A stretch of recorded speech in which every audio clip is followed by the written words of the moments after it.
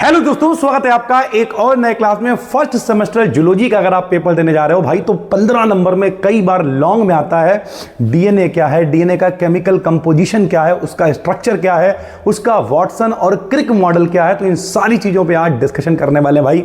चलिए शुरू करते हैं। फर्स्ट सेमेस्टर जूलॉजी का ये टॉपिक है और कई पेपरों में ये 15 नंबर में आया हुआ है। एक बच्चा कॉमेंट भी कर रहा था, सर डीएनए का स्ट्रक्चर बना दीजिए। लीजिए सर, आपने कॉमेंट किया, हमने बना दिया भाई। ठीक है, देखो सबसे पहले तो डीएनए का मतलब क्या होता है ये समझते हैं। डीएनए का नाम होता है भाई, अगर हम डीएनए की बात करें तो डीएनए को हम लोग 9th क्लास में पढ़ा करते थे। इसका नाम होता था डीऑक्सी राइबो न्यूक्लिक एसिड। क्या नाम होता है? Deoxy ribo nucleic acid. Deoxy ribo nucleic acid क्यों कहते हैं? क्योंकि इसमें डीऑक्सी राइबोज शुगर यानी शर्करा पाई जाती थी। देखो भाई, डीएनए के अंदर टोटल 3 चीजें होती हैं। सबसे पहले अगर हम कहें तो सबसे पहले होता है मेरे भाई फास्फेट ग्रुप। क्या होता है भैया? फास्फेट ग्रुप होता है मेरे भाई। ठीक है, इसके साथ में कौन होता है? तो इसके साथ में होते हैं भैया नाइट्रोजनस बेस यानी क्षार होते हैं। फास्फेट ग्रुप हो गया, बेस हो गया, और तीसरी कौन सी चीज होती है भैया? शुगर यानी शर्करा होती है। जैसे इसका नाम डीऑक्सी राइबो न्यूक्लिक एसिड है तो इसमें डीऑक्सी राइबो शर्करा पाई जाती है भाई। ठीक है, जब ये तीनों चीजें मिलती हैं, समझो भाई फास्फेट ग्रुप यानी पी, बेस को हम बी लिख दे रहे हैं, और मेरे भाई ये जो तीसरा नाम है यानी शुगर को हम एस लिख दे रहे हैं। यानी जब ये तीनों मिलते हैं तो इन तीनों को मिला के हम लोग कहते हैं न्यूक्लियोटाइड। क्या कहते हैं मेरे भाई? तीनों को मिला के हम लोग कहते हैं न्यूक्लियोटाइड। ठीक है मेरे भाई, तो न्यूक्लियोटाइड तीनों को मिला के कह देते हैं। और जब बहुत सारे न्यूक्लियोटाइड आपस में मिल जाते हैं तो उसे पॉलीन्यूक्लियोटाइड या फिर डीएनए हम लोग कह देते हैं, यानी न्यूक्लिक एसिड हम लोग कह देते हैं। वो डीएनए कहो आरएनए कहो एक ही बात है भाई। ठीक है, तो हमने बिल्कुल सरल लैंग्वेज में लिखा है भाई, डीएनए का पूरा नाम डीऑक्सी राइबो न्यूक्लिक एसिड होता है। ये लिविंग ऑर्गेनिज्म यानी जो जिंदा भैया ऑर्गेन, जैसे हम लोग हैं भैया, हम लोगों में डीएनए पाया जाता है, तो जितने भी जिंदा ऑर्गेनिज्म हैं का इंपॉर्टेंट जेनेटिक मटेरियल होता है। जेनेटिक मटेरियल मतलब क्या है? सरल भाषा में कहें, डीएनए में ऑर्गेनिज्म की आनुवांशिक सूचना एकत्र रहती है। जैसे अगर आपसे कोई कहे आपके पापा आपके हैं कि नहीं, कैसे सिद्ध करोगे? तो आप कहोगे सर हम डीएनए टेस्ट कराएंगे। क्यों? मम्मी पापा से जीन आप में पहुंचे हैं, उन जीन की वजह से भैया जो डीएनए है वो मैच करेगा। यानी माता पिता की जो जानकारी है, माता पिता के लक्षणों को जो संतान में पहुंचाने वाला प्रोसेस है, उसमें भैया डीएनए का इंपॉर्टेंट रोल है भाई। ठीक है, यह एक पॉलीन्यूक्लियोटाइड, अभी हमने आपको बताया पॉलीन्यूक्लियोटाइड। पॉली का मतलब क्या होता है? पॉली माने बहुत सारे, और न्यूक्लियोटाइड का मतलब जिसमें फास्फेट होगा, जिसमें बेस होगा, जिसमें शुगर होगी। जब ये तीनों मिलेंगे तो न्यूक्लियोटाइड बनेगा, और जब बहुत सारे न्यूक्लियोटाइड आपस में जुड़ जाते हैं तो उसे हम लोग कहते हैं पॉलीन्यूक्लियोटाइड। इसकी बेसिक यूनिट न्यूक्लियोटाइड होती है भाई। ठीक है, अब कैसे ये लोग काम करते हैं भाई? केमिकल कंपोजिशन क्या है? तो 3 पार्ट्स होते हैं। पहला क्या है? डीऑक्सी राइबो शर्करा इसमें पाई जाएगी, सीधी सी बात है।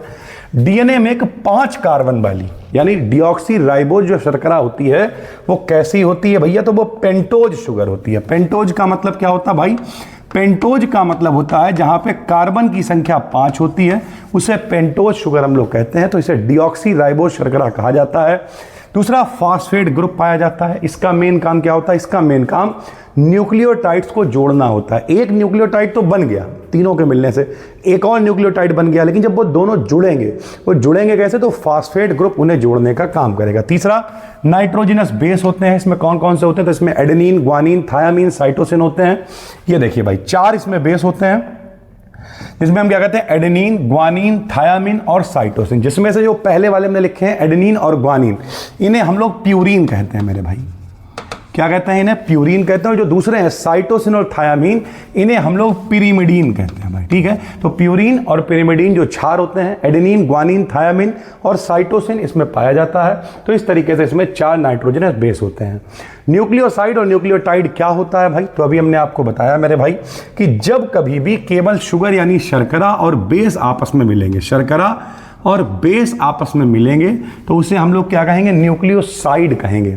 और जब ये आपस में भैया जोड़ने का काम करेगा, पूरा स्ट्रक्चर जुड़ जाएगा, तो शुगर और नाइट्रोजनस बेस के साथ साथ जब फास्फेट ग्रुप भी आके जुड़ जाएगा तो न्यूक्लियोटाइड का निर्माण होगा, और फास्फेट ग्रुप और आगे वाले ग्रुपों से जोड़ता चला जाएगा। यानी सरल भाषा में फास्फेट ग्रुप ही इसके अंदर दूसरे से जुड़ने की क्षमता लेके आ रहा है। तो जब तक फास्फेट ग्रुप नहीं होगा दूसरे से जुड़ नहीं पाएंगे ये, तो न्यूक्लियोसाइड कहलाएंगे। जब इनके पास फास्फेट ग्रुप आ जाएगा, नेता टाइप का आदमी बोले आओ यार तुम्हें मिलवाते हैं किसी और से, तो ये किसी और से जाके मिलवाएगा, तो इस तरीके से न्यूक्लियोटाइड का निर्माण होगा। और बहुत सारे जब न्यूक्लियोटाइड आपस में जुड़ते चले जाएंगे तो पॉली न्यूक्लियोटाइड, पॉली माने बहुत सारे, तो पॉली न्यूक्लियोटाइड चेन बनेगी, जिसे ही हम लोग क्या कहते हैं, न्यूक्लिक एसिड कहते हैं भाई। ठीक है, वॉटसन और क्रिक ने इसका मॉडल दिया था मेरे भाई। क्या मॉडल था आपने पढ़ा हुआ है भैया, ये देखो इसका डायग्राम है। सरल भाषा में कहें मेरे भाई तो ये क्या होता है जरा बताओ। इसमें क्या है, डबल हेलिकल स्ट्रक्चर होता है। हेलिकल मतलब घूमा हुआ, सर्पिल आकार भाई। ठीक है, तो ये जो आपको बीच में जगह दिख रही है, हकीकत में ये वाली एक चेन ये है, एक चेन ये है, और ये वाली चेन यहाँ इसके अंदर आके फिट हो जाएगी। तो इस तरीके का कुछ स्ट्रक्चर आपको घूमा हुआ दिखाई देता है भाई। ठीक है, लेकिन दोनों चेन साफ साफ दिखाई नहीं, इसलिए इसे हमने दूर दूर बनाया है। ये पहली चेन है, ये दूसरी चेन है। ठीक, कौन कौन है भैया, तो ये देखो बीच बीच में फास्फेट ग्रुप जो है ये जोड़ने का काम कर रहे हैं। जो लोग जुड़े हुए हैं, ये लोग जो आपको दिखाई दे रहे हैं, ये जो जुड़े हुए लोग दिखाई दे रहे हैं, ये क्या कहलाएंगे बताओ, ये कहलाएंगे सारे के सारे भाई न्यूक्लियोसाइड कह लो या फिर शुगर कह लो भाई सरल भाषा में। ठीक है, क्यों, क्योंकि भैया ये शुगर है, और शुगर किससे जुड़ा हुआ है, शुगर जुड़ा हुआ बेस से। अच्छा, बेस भी जो होते हैं उनके बीच में हाइड्रोजन बॉन्डिंग होती है, कोई भी किसी से नहीं जुड़ सकता है। एडेनिन हमेशा किससे जुड़ेगा, थायामीन से। एडेनिन हमेशा किससे जुड़ेगा, थायामीन से। एडेनिन हमेशा किससे जुड़ेगा, थायामीन से। और एडेनिन और थायामीन के बीच हमेशा 2 हाइड्रोजन बॉन्ड होंगे। जो डॉटेड लाइन से दिखा रहा है भैया, हाइड्रोजन बॉन्ड आपको पढ़ाया हुआ है फर्स्ट सेमेस्टर की केमिस्ट्री में, बहुत इंपॉर्टेंट है। तो हाइड्रोजन बॉन्ड को ऐसे डॉटेड लाइन से दिखाते हैं, और हाइड्रोजन बॉन्ड ए और टी के बीच में 2 होंगे, और जी ग्वानिन और साइटोसिन के बीच में 3 हाइड्रोजन बॉन्ड पाए जाते हैं मेरे भाई। ठीक, तो ये है स्ट्रक्चर जो कि बहुत आसान है। इसी के बारे में वॉटसन और क्रिक ने बताया। क्या बताया भैया, वॉटसन और क्रिक ने डीएनए का डबल हेलिकल 1953 में डबल हेलिकल मॉडल दिया।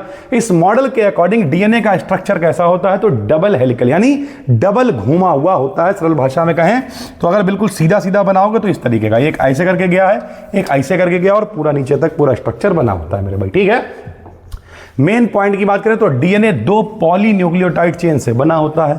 दोनों चेन एक दूसरे के अराउंड क्वाइल में डबल हेलिक्स होकर, मतलब डबल हेलिक्स बनाती हैं। सरल भाषा में बहुत सारे न्यूक्लियोटाइड जुड़ेंगे तो पॉली न्यूक्लियोटाइड बनेगा एक चेन। ऐसे ही जब एक और चेन आएगी पॉली न्यूक्लियोटाइड, तो दोनों मिलकर आपस में क्या बनाएंगी, डीएनए बनाएंगी। दोनों लपटी हुई होंगी यानी डबल हेलिकल स्ट्रक्चर बनाएंगी। हर चेन का जो शुगर फास्फेट बैकबोन बाहर की तरफ होगा, जबकि नाइट्रोजन बेस हमेशा अंदर की तरफ होंगे। ये देखो भैया, ये देखो, ये शुगर है, ये फास्फेट है, ये जो बैकबोन ये बाहर की तरफ है, और जो बेस है वो बेस हमेशा अंदर की तरफ होते हैं मेरे भाई। ठीक है, उसके बाद पॉइंट नंबर 3 की बात करें, डीएनए की दोनों चेन्स एंटी पैरेलल होती हैं, यानी एक जैसी नहीं होंगी। एंटी मतलब अपोजिट होता है भाई। ठीक, तो आप देख रहे होगे दोनों चेन्स को, एक चेन इधर की तरफ है, एक चेन उधर की तरफ निकली, ताकि दोनों आके आपस में ये फिट हो जाएंगी मेरे भाई। ठीक है, तीसरी बात करें तो डीएनए की दोनों चेन्स एंटी पैरेलल होती हैं। चौथा, डीएनए में 4 नाइट्रोजनी बेस होते हैं, एडेनिन, थायमीन, ग्वानिन, साइटोसिन, चारों आप लिख दोगे। बेसेस हमेशा स्पेसिफिक पेयरिंग करते हैं, कोई भी किसी से नहीं जुड़ सकता है। एडेनिन थायामीन से जुड़ेगा 2 हाइड्रोजन बॉन्ड बनाएगा, ग्वानिन साइटोसिन से जुड़ेगा 3 हाइड्रोजन बॉन्ड बनाएगा भाई। ठीक है, डीएनए की हेलिक्स जनरली राइट हैंडेड होती है, यानी सीधी तरफ पे जो है ये हेलिकल स्ट्रक्चर घुमा हुआ होता है। और इस हेलिक्स का जो डायामीटर है यानी जो व्यास है, व्यास समझते हो, टोटल जो दूरी है मेरे भाई, जो पूरा हेलिक्स घुमा हुआ होगा, तो जो टोटल जो पूरी दूरी होगी उसे हम लोग क्या कहते हैं, डायामीटर यानी व्यास, जो 2 नैनोमीटर होता है।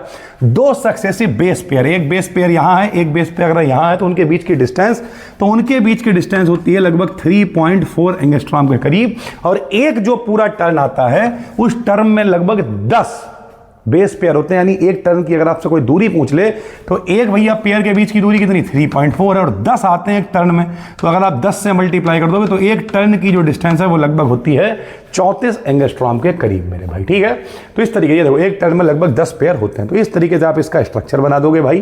बिल्कुल आसान सा स्ट्रक्चर आपको दिया हुआ है। जो लोग भी कोर्स में देख रहे हो, यहीं पर आपको पीडीएफ मिल रही है, कहीं भटकने की जरूरत नहीं है। लॉन्ग में 15 नंबर में आता है, और हम आपको बता चुके हैं भैया 15 नंबर का मतलब सिर्फ इतना होता है कि 1.5 से 2 पन्ने लिखने होते हैं। तो लगभग आधे पेज में तो आपका डायग्राम ही बन जाएगा, कायदे से बनाओगे तो 1 पेज में, और लगभग 1.5 पेज का कंटेंट है। 15 नंबर आपको पूरे मिल जाएंगे भाई। ठीक है, मिलते हैं आपसे अगली वीडियो में, तब तक के लिए धन्यवाद।